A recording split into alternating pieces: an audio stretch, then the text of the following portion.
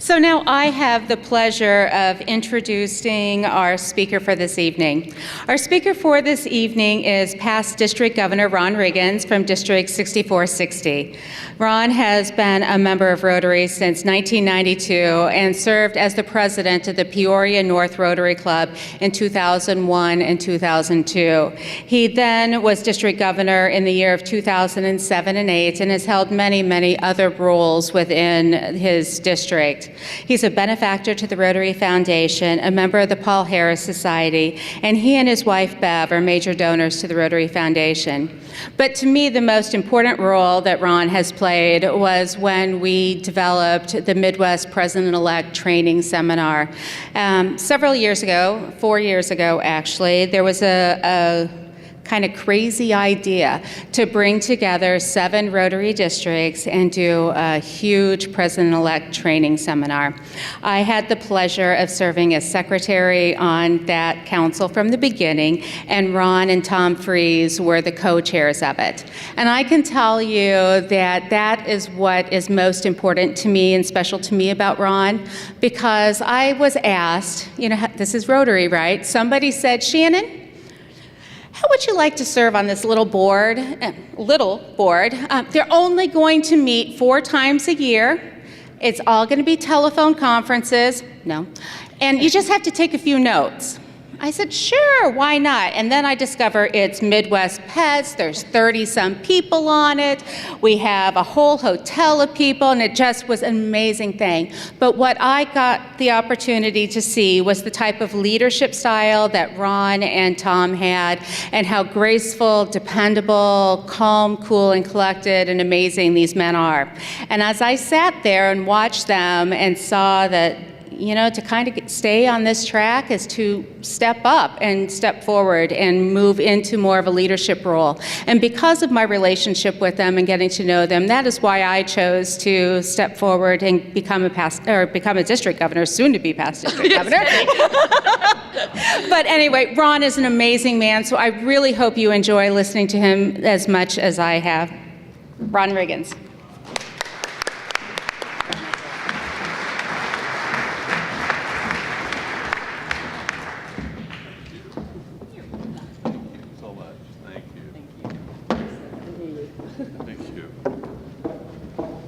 Wow. Really nice when people say nice things about you, isn't it? That's, Shannon, thank you for giving my speech tonight. It's all about Midwest Pets. And I'm delighted to be here. I walked into this room, Nikki, and I said, wow. Wow. This is district conference. This is where I want to be when there's district conference. And I understand Linda Yates from 6450 had just a little bit to do with this. Isn't that great? Thank you, Linda. Well, I'm delighted to be here for a number of reasons, but to see my classmate, Director-elect Jennifer, here in the crowd, I thought you were just in Greece. You were, just in Greece. And Tammy, I think we've met. I think we're in the same zone and have been to the Institute together. Welcome as a President's Rep. District Governor Shannon, District Governor Nikki, soon to be past District Governor Shannon. Rotarians, guests, past district governors. It is one of the best jobs in Rotary, believe me. A past district governor. Would all the past district governors please, serious, would all the past district governors please rise? Are there past district governors? Hey, there we go. There we go.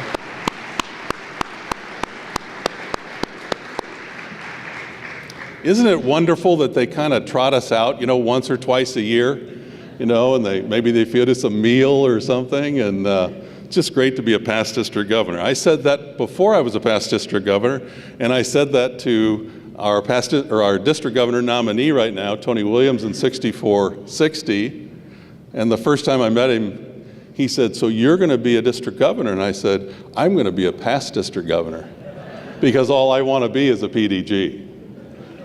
And he's never forgotten that. Well, I'm delighted to be here. How many of you are attending district conference for the very first time? Would you raise your hand? Very first timers. Good for you. Thank you for coming. Thank you for coming. Presidents and presidents-elect. That's kind of been my focus for the last 4 years with Midwest President-elect training. Presidents and presidents-elect in the room. Would you raise your hand? There we go. Current and future leadership. How about guests of Rotarians? You've come off to another Rotary meeting with your Rotarian spouse or significant other. Would you raise your hands? Isn't that great? Thank you, guests, for coming. You know, there's a lesson in this that when you give someone the podium, you kind of, you're handing over control.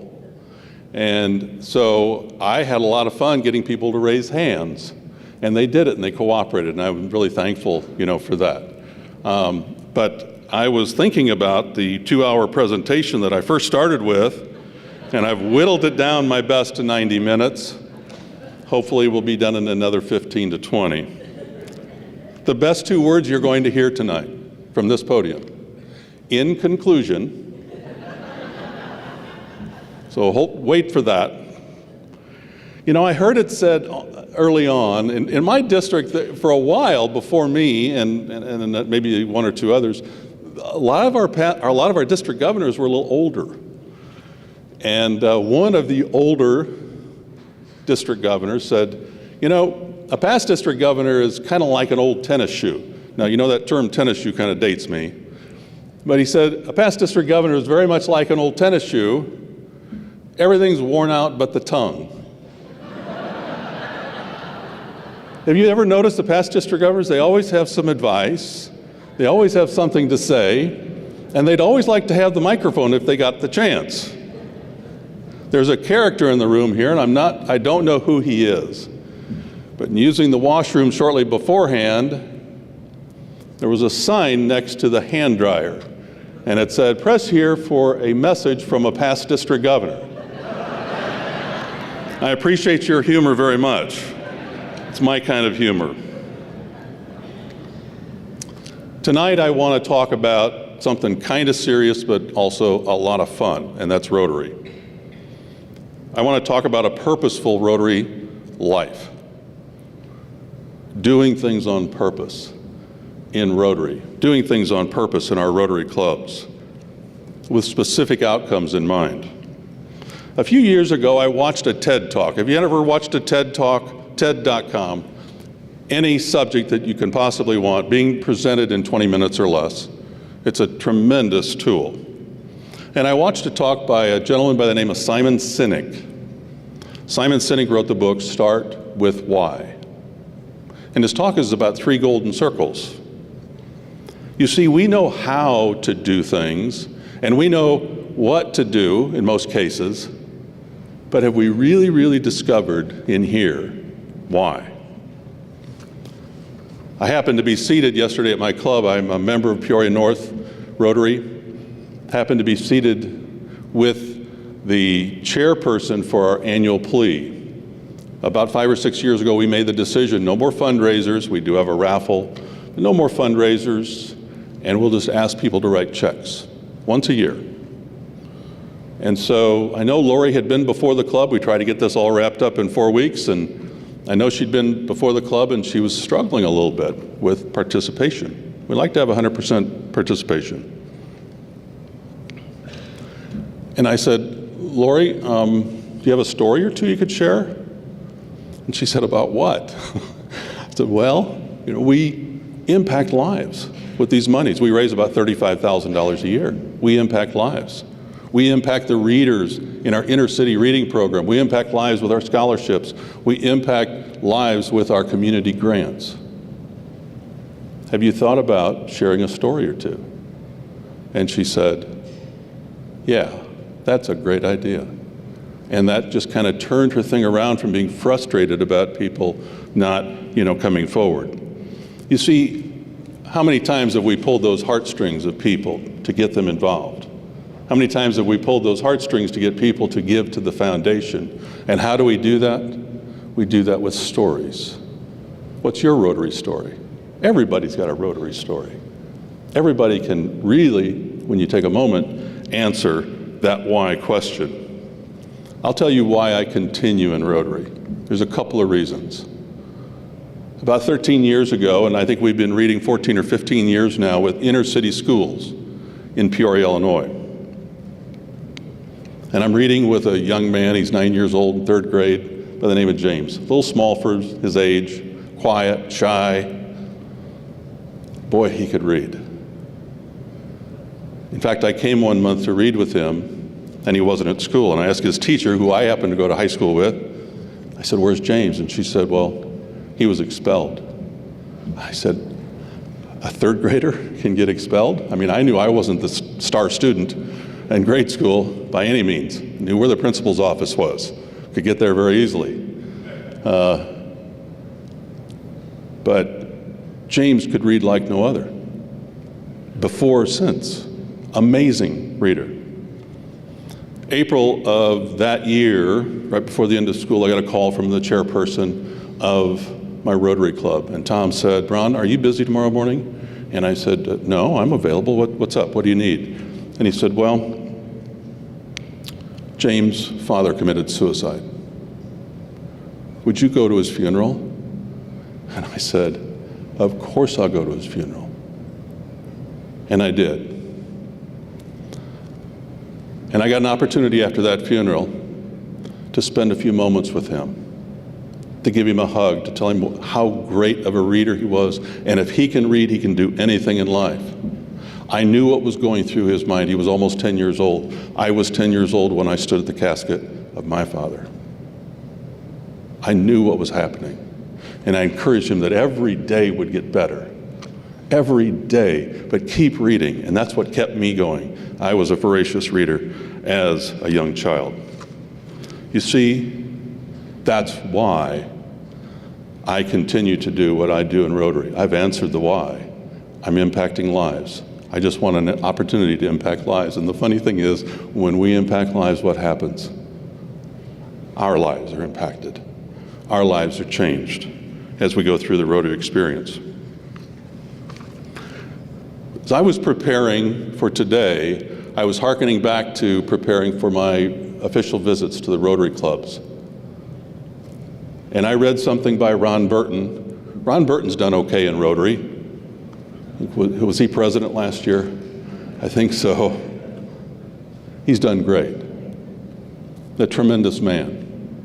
But he wrote this. There's 4 elements to an effective Rotary club.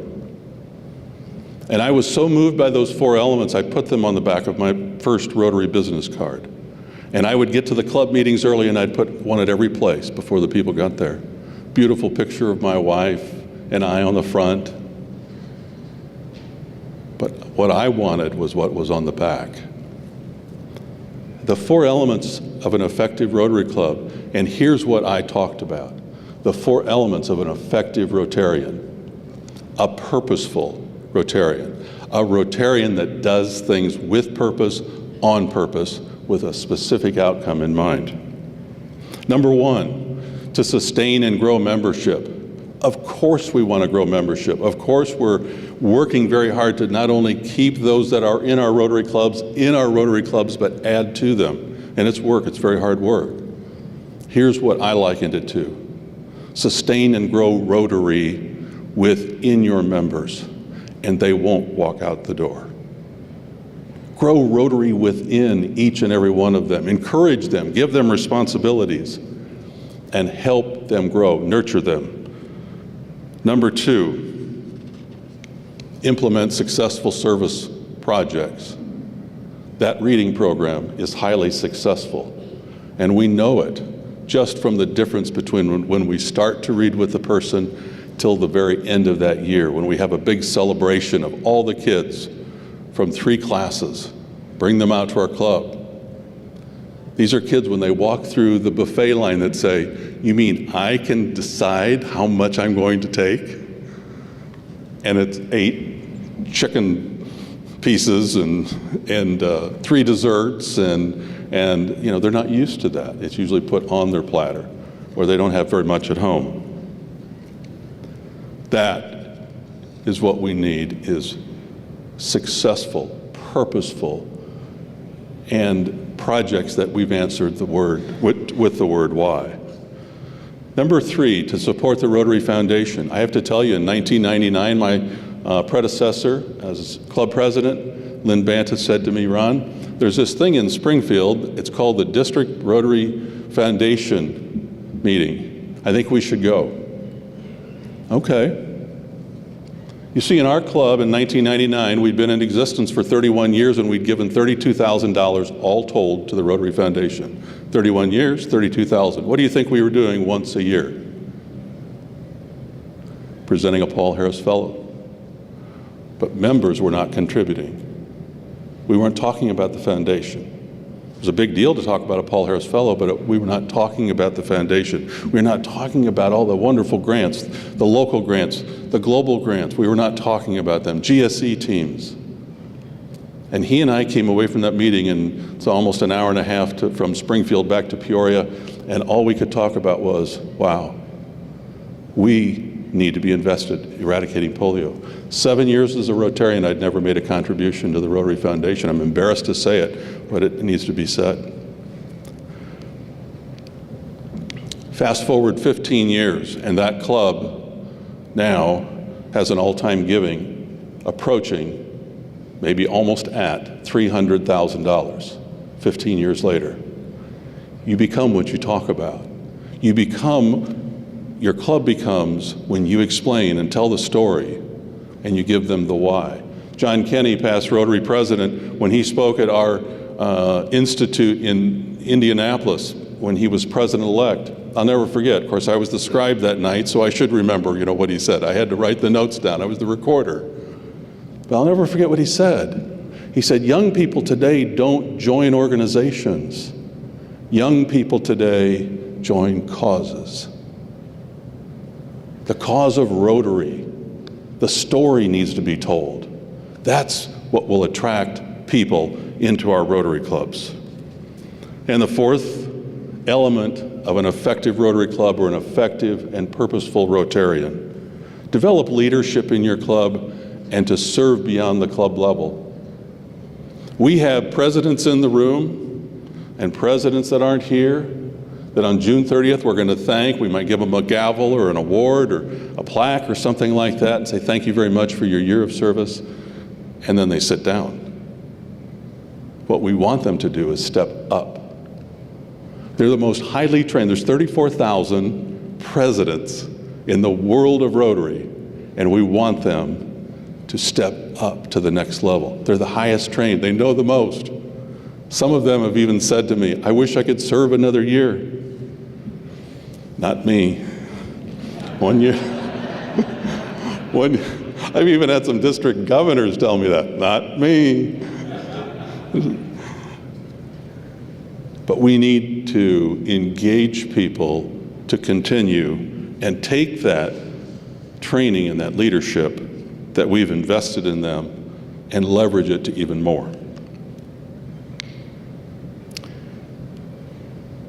I just finished a 4-year gig. Shannon shared that. And it all started over a dinner with an unknown by the name of Tom Fries from Green Bay, Wisconsin. We were both at the PETS Alliance, President-elect Training Alliance in Evanston. And David Templin thought it might be a good idea that Tom Fries and I get together. We were both going to be chairs of our respective PETs. Me, the land of Lincoln, and Tom in the tri-district PETs in Wisconsin. I've never had this before. I don't think I've had it since. Immediate trust, belief, we just clicked. He's a Packer fan, and we clicked. I still love him. He loves me. That president-elect training seminar in Itasca is one of the shining stars in this area. And it's not because of me and Tom, it's because of multitudes of people, 30-some people on our council. And now we have a next gen moving forward and taking over. It has been one of the most effective, one of the most amazing, encouraging, and motivating things that people have attended. And I've heard about that. John, I think you told me earlier you've attended 6 or 7. He's going to get it right one of these days. Now, you've already been president. Past district governor? No? President? Okay, there's still time. There's still time. But he's so close to it. You're close. And he said, why wouldn't I go? It is an amazing, amazing program. 550 attendees we've had each year for the last 4 years. And I'm just delighted to have had that opportunity. We answered why early on with visioning. We spent 4 hours visioning, and we visioned into existence Midwest Pets. If your club's not visioning, you should be. Vision the why in your club, because your club will be changed. Your club will be renewed. You probably have some wonderful clubs in this room. We can always do just a little bit better when we answer why, and then the hows and the whats will fall into place. In conclusion, so I'm going to see if you were listening.